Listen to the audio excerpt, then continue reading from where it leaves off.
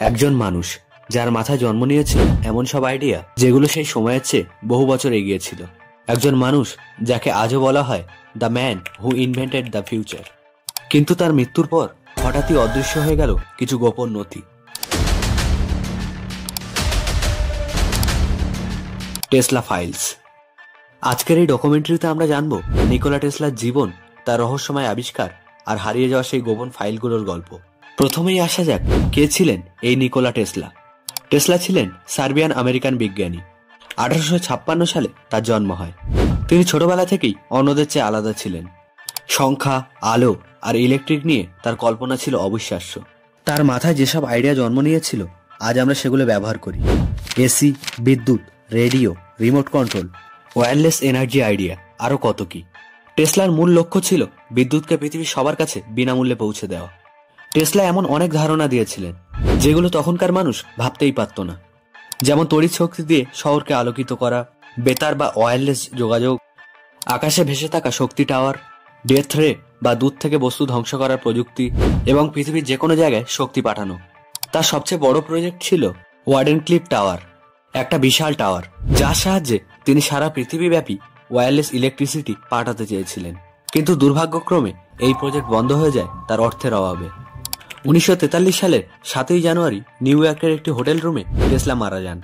সেই সময় তার বয়স ছিল 86 বছর। তার মৃত্যুর পরপরই তার রুম সিল করে দেওয়া হয়। সরকার তার সব নথি, ডায়েরি এবং ডিজাইন আর মেশিনের নোট সবকিছুই বাজেয়াপ্ত করে। এই নথিগুলোকেই বলা হয় টেসলা ফাইলস।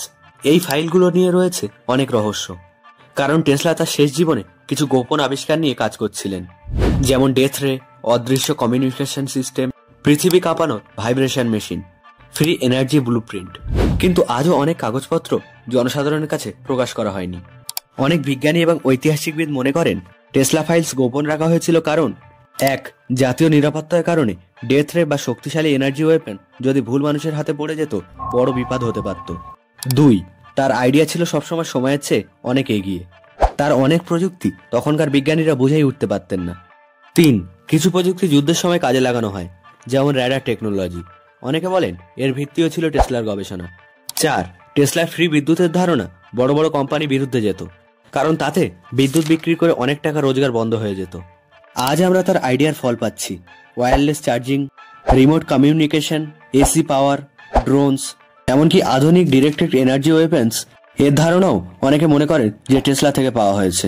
তার বলা একটি কথা আজও সত্যি মনে হয়, if you want to understand the universe, think in terms of energy, frequency and vibration. টেসলাকে নিয়ে যতই বেশি জানি ততই মনে হয় তিনি যেন ভবিষ্যৎ থেকে ভুল করে অতীতে চলে এসেছিলেন। তার অদ্ভুত গবেষণা, অসমাপ্ত প্রজেক্ট আর হারিয়ে যাওয়া ফাইলগুলি আজও প্রশ্ন তৈরি করে। টেসলা কি সত্যি এমন কিছু আবিষ্কার করে ফেলেছিলেন যা গোটা বিশ্বকে বদলে দিতে পারত, নাকি তার প্রতিভা পৃথিবীর কখনোই কেউ বুঝে উঠতে পারেনি?